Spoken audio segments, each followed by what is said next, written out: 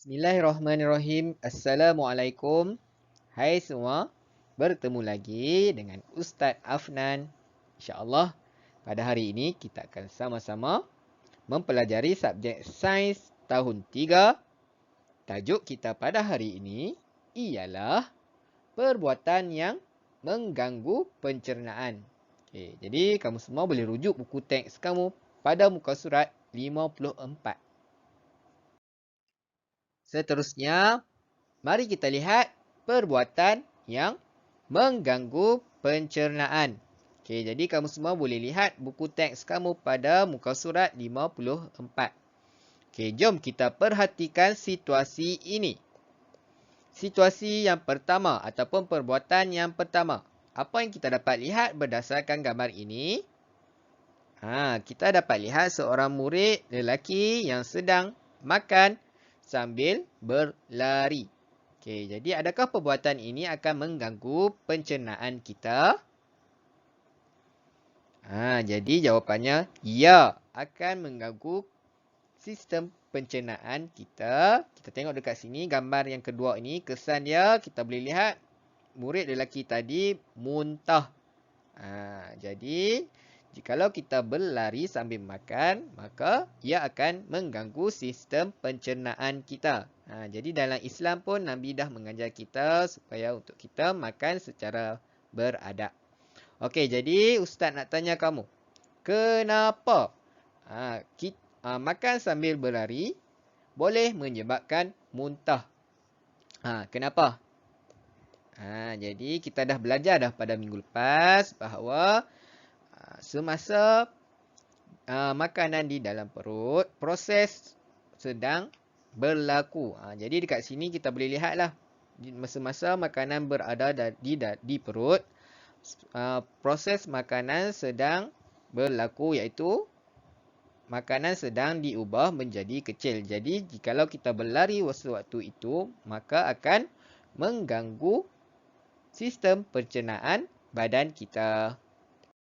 Okey, seterusnya perbuatan yang kedua, iaitu seperti mana yang kita dapat lihat dalam gambar ini. Lelaki ini sedang makan secara gelojoh. Dia makan makanan secara gelojoh. Jadi adakah makan secara gelojoh ini akan mengganggu sistem pencernaan kita? Ya. Makan secara gelojoh akan mengganggu sistem pencernaan kita. Lalu kalau kita makan secara gelojoh akan menyebabkan kita tercekik. Jadi di dalam Islam, Nabi Muhammad SAW dah mengajar kita untuk makan secara perlahan. Di dalam sains pun dah bagi tahu bahawa kita perlu makan secara perlahan-lahan supaya penghadaman makanan dapat berlaku.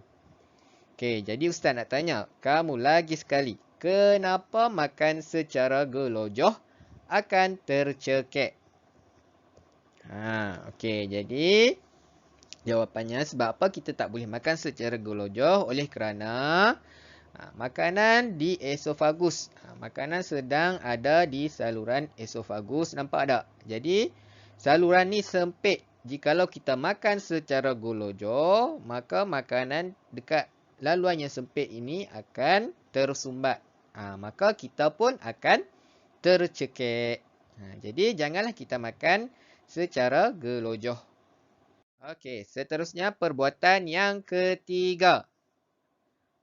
Okey, jadi berdasarkan gambar ini kita boleh lihat bahawa mereka ini sedang makan makanan secara bersembang ataupun bercakap. Jadi adakah makan secara bercakap ini akan mengganggu pencernaan? Ya. Makan secara bercakap akan mengganggu sistem pencernaan kita. Seperti mana yang kamu dapat lihat dekat sini, kesan yang terjadi sama juga apabila kita makan secara bercakap, maka kita akan tercekik. Jadi dalam Islam, Nabi Muhammad SAW pun mengajarkan kepada kita untuk apabila kita makan, kita tak boleh bersembang. Jadi di dalam sains pun bagi tahu bahawa kita tak boleh makan secara bersembang. Maka kalau kita buat juga akan tercekik. Okey, baik.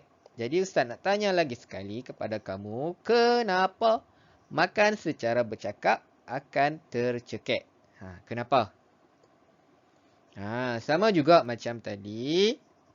Apabila makanan berada di saluran esofagus, saluran esofagus ni sangat sempit. Jadi apabila kita makan secara bercakap, jadi kita tak boleh nak kawal pemakanan tu, lalu makanan tadi akan masuk akan menyebabkan tersumbat juga.